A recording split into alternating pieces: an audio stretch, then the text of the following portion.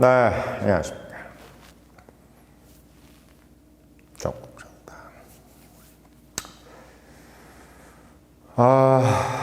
중국이 왜 사기 집단이 될 수밖에 없는지에 대해서 제가 좀 논리적으로 좀 구독자분들한테 좀 말씀을 드려서 그 중국 좋아하시는 분들이라든지 또 중국에 대해서 이상한 불필요한 그런 환상을 갖고 계신 분들한테 이야기를 좀 하시라고 이렇게 좀 당부를 드리고 싶어서 그 논리적 근거를 말씀드리려고 제가 이렇게 좀 영상을 좀 올립니다.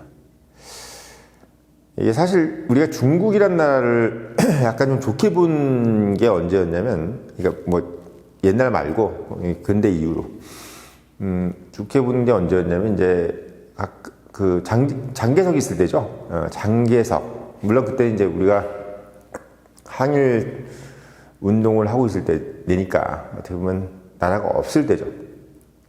김문수 전 대선 후보가 얘기했던 것처럼 한국이 그때는 내셔널리티가 국적이 일본으로 돼 있을 때입니다. 뭐 그때 이제 장개석 정도가 있을 때 이제 중국을 우리가 상당히 좀 호의적으로 생각했었고, 그리고 이제 대만도 사실 되게 좀 호의적으로 생각했었죠, 한국이.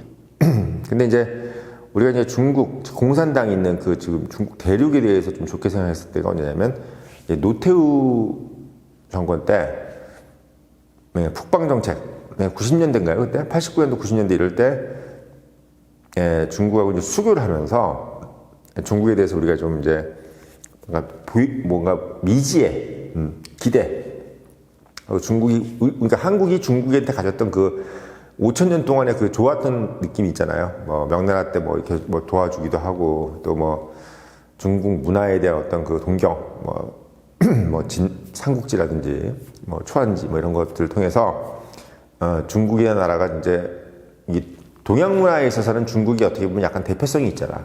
그런 부분에 있어서 또 우리가 또 중화 사상이라는 게 또 있었고, 조선시대 때 뭐 명나라에 대해서 그런 것들이 이제 어떻게 보면 뿌리 있게 베이스가 있어가지고, 중국이라는 나라가 그래도 뭔가 생각도 깊고 또 어떤 사람을 보거나 사물을 바라보는 시각이 뭐 고차원적이었다라는 어떤 그런 생각을 가졌던 그 연장선상에서 노태우 정권 때 이제 북방 정책을 하면서 이제 수교가 되면서 중국에 대해서 좀 밑도 끝도 없는 약간 좀 우호적인 분위기가 있었습니다.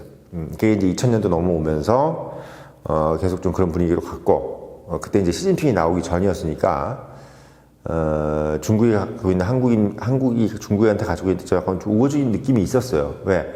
당시만 해도 약간 좀 일본을 우리가 더 싫어했던 게 있었죠. 그러니까 분명히 우리가 한미일 삼각동맹이었는데도 불구하고 한국 국민들 같은 경우는 일본에 대해서, 특히 이제 그 일본에 대한 적개심을 불러일으킨 게 누구냐면 김영삼이었죠. 김영삼이 이제 중국에 대해서는 조금 우호적이면서 일본에 대해서는 상당히 적개심을 가지는 그런 어떤 대표적인 정권이었고, 그러니까 참 우파 정권인데도 약간 좀 반대로 돌아가고 있었던 거지. 되게 반대로. 그러니까 참 김영삼은 여러 가지로 참 좌파적인 성향이 되게 강한 사람인데 왜 그 사람이 우파 대통령이라는 어떤 분류가 되는지도 참 신기해요. 그리고 또 MB 때도 이제 독도 가가지고 이제 막 일본의 어떤 그런 걸 건드리고 이랬습니다. 그러니까 어떻게 보면 약간 2000년대 초반까지도 중국에 대해서 우리는 약간 좀 좋은 이미지였어요. 왜? 워낙 일본이 나쁜 이미지다 보니까. 그러니까 사실 그러면서 우리가 약간 착시 현상이 생긴 거지. 중국 하면 약간 대국이고, 그리고 또 뭐 미국을 넘어설지 안 넘어설지 모르겠지만 상당히 어떻게 보면 좀 품이 있다는 느낌? 그러니까 좀 우리가 좀 기댈 수 있는, 뭔가 중국한테 우리가 좀 돈도 벌고 또 중국이 잘 좀 이렇게 해주면 북한하고 통일도 되고 막 이런 거에 도움이 되지 않을까? 그러니까 중국이라는 나라에 대해서 약간 우리가 브라이트한 면을 자꾸 보고 싶어 하는 거지. 중국이 브라이트한 게 없는데 우리가 중국에 대해서 자꾸 브라이트한 면을 보려고 노력을 했던 것 같아요. 그게 이제 90년대, 2000년대였습니다. 한 20년 정도 그랬어요, 제가 봤을 때. 제가 살아온 느낌에서 봤을 때 특히 중국 영화에 대해서 우리가 되게 우호적이었고, 중국 영화, 뭐 홍콩 영화도 그렇지만 뭐 우리가 뭐 임청아라든지 뭐 이런 양조위 뭐 이런 사람들. 그러니까 사실 그때만 해도 중국 국적인지 홍콩 국적인지도 모르고 막 좋아했잖아 서로. 그래서 이제 중국이라는 나라 자체에 대해서 자꾸 가서 돈 버는 사람들도 많다 그러고, 또 우리 뭐 아모레 패시픽 같은 데도 뭐 중국 가가지고 돈 많이 벌고, 또 우리나라 기업들도 중국에서 돈 많이 벌었다 그러니까 아 중국이 우리한테 상당히 도움이 되는 나라인 것처럼 이렇게 좀 느낌이 왔던 겁니다. 예, 그걸 제가 이제 말씀을 드리는 거예요. 근데 기본적으로 근데 왜 그럼 이런 상황이 벌어졌느냐? 얼마 전에도 엊그저께도 지금 한국인이 가장 싫어하는 나라 중국에 대해서 존재 신제 물으니까 한국이 80% 조사한 사람의 80%가 중국에 대해서 반감을 가지고 있어.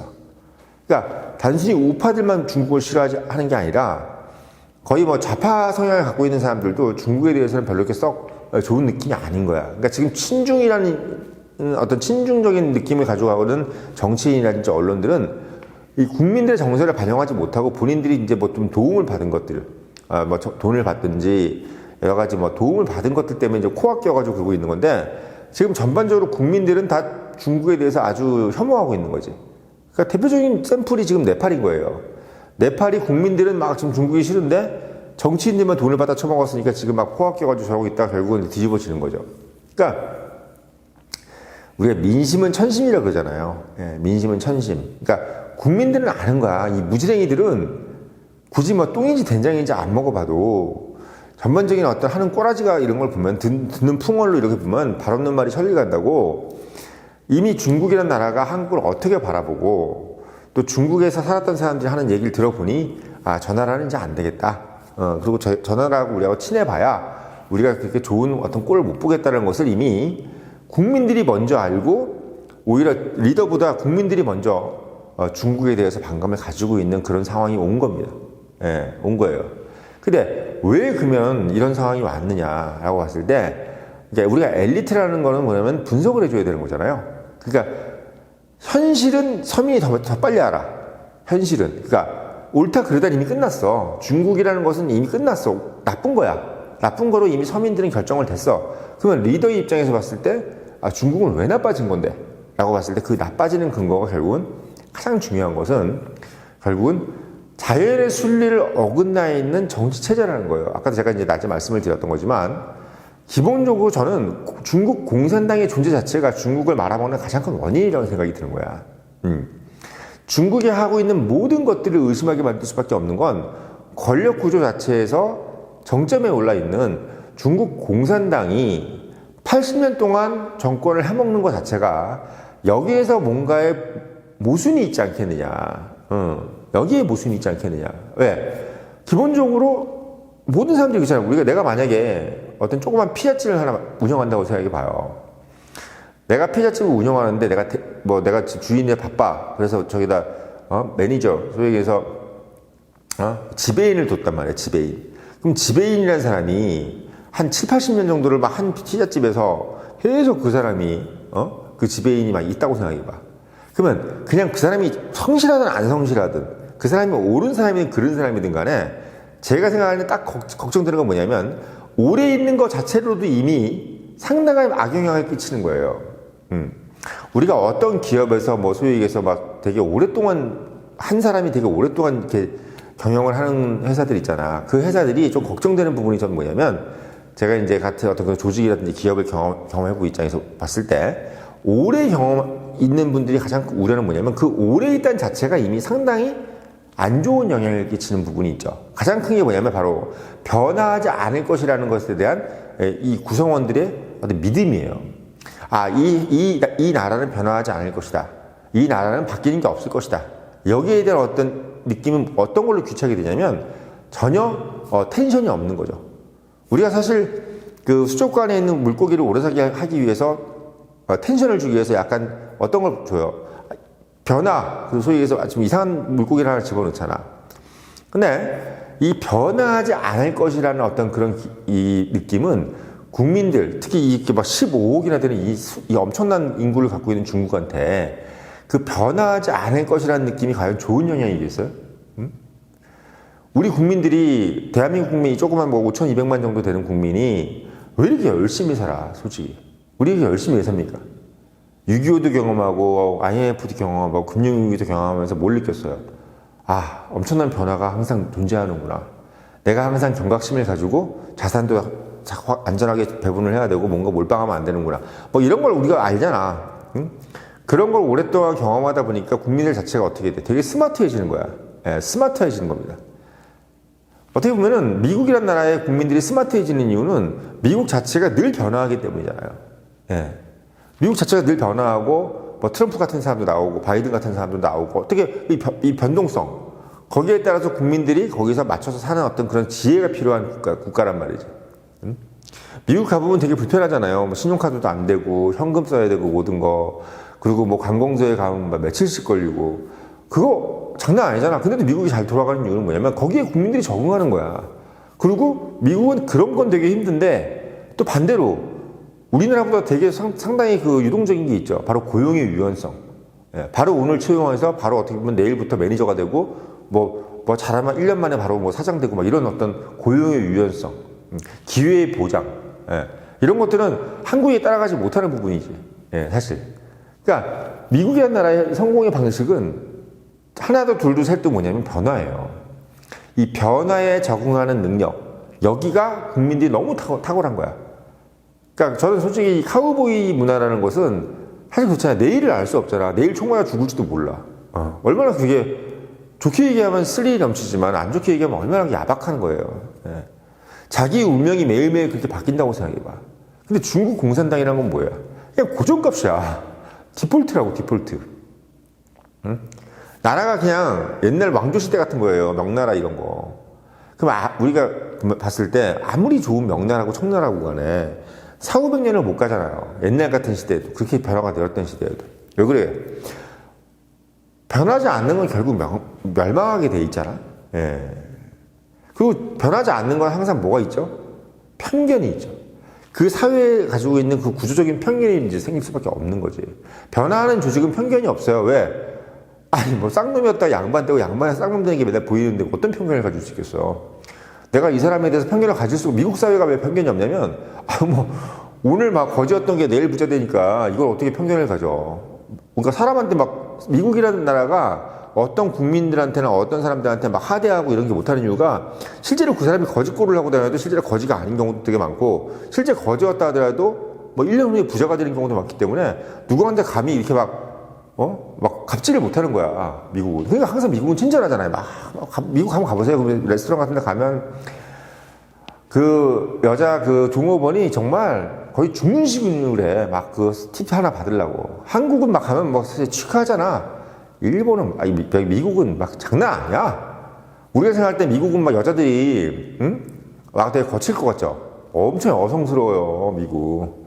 미국은 여자들이 진짜 여성스러워. 막 몸집이 남자같이 해서 그렇지, 남자한테 애교 부리고 막 이게 장난 아니야. 왜? 그래야 뭐가 생기니까. 그게 뭐가 생기는 거야, 미국은. 그러니까 미국 국민 전체가 기본적으로 엄청 막 발로 뛰는 우리가 그 오리가 밑에서 막 발로 뛰는 것처럼 엄청 열심히 사는 거예요. 그러니까 중국 국민도 열심히 살겠지만 기본적으로 열심히 산다는 거는 내가 엄마가 아빠가 나한테 열심히 해라고 해서 공부합니까? 공부를 안 하면 1대학을 못 가고 어떻게 보면 이런 느낌 때문에 자기가 스스로 해야지 공부를 하는 거지 부모가 맨날 밤새도록 밤 3시까지 막 몽둥이 들고 있다 해서 공부하냐고. 그러니까 중국이란 나라는 몽둥이 들고 있는 부모 같은 거예요. 어느 정도까지는 올라갈 수 있어. 50등에서 30등, 30등에서 10등까지 만들 수 있어. 근데 기본적으로 10등에서 전교 1등으로 만들 수 있는 거는 미국처럼 돼야 되는 거야, 미국처럼. 미국처럼 돼야 되는 거예요. 중국이라는 나라가 중국 공산당이 통치를 하면서 가장 힘든 것은 바로 그 변화에 대한 두려움을 갖지 않게 만드는 거예요. 그 변화에 대한 두려움, 그러니까 말하자면 통제되는 것들에 의해서 이루어지면 나는 걱정할 필요 없다. 당이 다 만들어 줄 테니까 라는 어떤 그런 믿음. 사실 어떻게 보면 그게 공산주의가 만들어낸 허상이죠. 개인은 큰 영향력이 없고 개인이 뭔가를 할 필요가 없는 사회. 얼마나 유토피아야. 머리 쓰지 않아도 되는 사회야, 말하자면. 우리가 토마스 모어의 유토피아가 그게 이제 말하자면 디스토피아예요, 말하자면. 토마스 모어가 유토피아를 말한 거는 그런 사회가 안 좋다는 걸 얘기하는 거야. 그 유토피아가 결국 공산주의거든요. 공산주의는 뭐냐면 결국은 모든 걸 시스템이 통제하고 나는 그냥 대가리 안 써도 되는 거. 이게 유토피아야. 자, 인간이라는 것은 호모사피엔스라는 것은 머리를 굴렸기 때문에 신체적으로 훨씬 더 건장했던 네안데르탈인을 이겼습니다. 160밖에 안 되는 평균 키가 160밖에 안 되는 그 호모사피엔스가 180이 넘는 네안데르탈인을 이기고 현생 인류가 된 거야. 현생 인류가 된 호모사피엔스의 비결은 뭐냐면 머리를 굴렸다는 거예요. 머리를. 예. 한마디로 호모사피엔스는 이 꼴은 뭐냐면 우파야. 우파라고. 예. 우파적인 생각을 갖고 있는 그 현생 인류가 좌파적인 어떤 네안데르탈인을 이기고 올라가는데 그거를 다시 또 여기서 이데올로기라는 걸 만들어가지고 또 강요를 하니까 이게 힘든 거야. 한마디로 얘기하면 원래 인간의 DNA는 우파로 태어난 거야. 우파로. 개인의 창의성, 개인의 자유로움, 그리고 머리를 쓰고 싶은 욕망. 이게 어떻게 보면 확고하게 자리 잡혀 있는 그 존재한테 자꾸 머리 쓰지 마라. 너가 머리 써봐. 내가 다 알아서 해줄게. 자꾸 이런 식으로 가고 뭐 조국이 얘기하는 것처럼 뭐 호수에는 가분개만 있고 어쩌고 저쩌고 하니까 국민들 자체가 우민화가 되는 거예요. 우민화. 그러니까 지금 보면 중국이 지금 잘 나간다고 하는 그런 산업들을 보세요. 특수한 몇몇 엘리트만 딱 모아놔가지고 집중적으로 돈을 넣어가지고 어떻게 그거 자체를 되게 띄우는 작업. 그러니까 옛날에 뭐 개발도상국이 했던 작업을 지금 계속 하고 있는 거야. 예. 국가가 모든 것을 산업을 통제한다는 거지. 근데 그런 개념에서 가장 위험한 게 뭡니까? 아까도 말씀드렸지만 내가 심장 박동수 그리고 피가 도는 어떤 뭐 호흡을 하는 횟수 이런 거를 내가 머리로 통제한다고 한다면은 이것만큼 힘든 것도 없지만 그게 만약에 머리가 잘못됐을 때는 내가 죽는 거야. 한마디로 국가 통제가 조금이라도 잘못됐을 때는 사망이 되는 거야. 나라 자체가 죽는 거예요. 자원의 효율적 배분이 안 되는 상황에서 어느 한쪽에서 과도한 투자가 들어갔을 때 그 자체가 이미 상당한 어떤 리스크를 만들어내는 거죠. 미국 같은 나라는 어떻게 보면 국가 자체가 모든 국민들이 다 긴장되어 있는 상태인 거야. 말하자면. 중국은 긴장은 안 돼 있고 어떻게 돼 있다 열심히 하겠다는 구호만 외치는 거예요. 군대로 따지면 얘네들은 퍼레이드만 하는 군대고 미국은 뭐다 실제 싸우는 군대가 되는 거지. 그러니까 전 솔직히 말씀드리면 중국하고 미국이 붙었을 때 누가 이길지를 모른다는 개념에서 봤을 때보다 더 중요한 건 누가 이겼으면 좋겠다는 개념이 더 중요한 것 같아요. 미국이라는 나라가 이겼으면 좋겠다고 생각하는 가장 큰 이유는 어느 국민이 보고 어느 시민이 봐도 중국보다는 미국이 더 합리적이기 때문인 거지. 합리적인 데가 이겼으면 하는 게 당연한 거잖아요. 예. 불합리한 게 이기면 인류가 망하는 거야. 중국이 어떻게 해가지고 미국을 이기면요 인류가 망하는 거예요. 예. 호모사피엔스는 미래가 없는 거야. 다시 네안데르탈인의 시대로 가는 거예요. 예. 그러니까 제가 말씀드리는 거는 중국이라는 나라는 결국은 왜 사기꾼 소리를 듣느냐, 그리고 중국이 하는 것은 왜 믿을 수 없는 이미지가 됐느냐의 가장 핵심은 중국 공산당이야. 그럼 중국 공산당은 왜? 이미 그 존재 자체가 페이크예요. 예. 그 존재 자체가 페이크야. 중국 공산당이라는 것이 어떤 조그만 네팔 같은 그런 나라도 아니고 15억을 가지고 있는 그 대국에서 중국 공산당이 있다는 거는 솔직히 생각해 보세요. 그 넓은 땅을 자율 신경계로 해도 지금 될까 말까인데 이 공룡 같은 몸집을 해갔는데 대가리가 요만하다면 되겠어요? 응? 공룡인 대가리 요만해. 뇌가 이만해. 그러면 그 뇌가 요만한 그 뇌가 전체의 그 몸집을 통제한다고 생각해봐요. 당연히 뭐가 생기겠어요? 소득 불균형도 생기고 부의 편차도 생기고 가장 중요한 건 투자가 어떻게 과잉되고 어떨 때도 과소가 되는 거죠. 기본적으로 중국이라는 캐파에서 공산당은 맞지가 않은 거야. 제가 어떻게 보면 제 영상이 어떻게 보면 이제는 예전에 우리가 뭐 극동방송이라고 있었잖아요. 김정한 이번에 뭐 자꾸 저희 좌파들이 막 수사하고 있는 극동방송 그 김정한 목사처럼 멀리서 자유의 목소리를 들려주는 어떤 그런 방송이 될 수도 있어요. 저는 어떻게 보면 중국 내에 있는 자유 인사들이 청년의힘을 보면서 야 우리가 그래도 청년의힘 보면서 희망을 가지자. 중국이 공산화가 언젠간 끝날 수도 있다. 그런 희망을 가져주는 그런 채널이 됐으면 좋겠다는 생각도 있습니다. 예. 물론 우리가 우리 코어 석자지만 한국도 잘못하면 중국 코어에 넘어갈 수 있는 코어 석자지만 기본적으로 게임이라는 건 한 끗 차이야. 1%가 이기면 다 이기는 겁니다. 그러니까 우리가 오히려 아까 제가 낮에 말씀드렸지만 대만이 중국으로 진공할 수도 있는 거고 한국이 오히려 중국을 넘어뜨릴 수도 있는 거야. 예. 우리가 똑바로 살면. 그리고 솔직히 얘기하면 아무리 뭐 해도 중국 공산당이 아무리 노력을 해도 이미 태생 자체가 비효율이고 태생 자체가 페이크이기 때문에 중국이라는 나라 자체가 결국은 그 작은 통치자들에 의해서 이 넓은 영토가, 이 넓은 국민이 될 수 있다는 자체의 자체만으로도 모순인 거예요. 모순인 겁니다. 미국처럼 각자의 자율성에 의해서 돌아가야 돼. 중국이 여기서부터 더 뛰려면 반드시 중국共产党은 해체가 돼야 되고 다른 정권으로 바뀌어야 된다. 누누이 말씀드리면 청년의힘은 중국의 자유화를 원한다. 중국이 공산주의가 패망하고 자유화가 되는 것이 청년의힘의 기본적인 노선이다.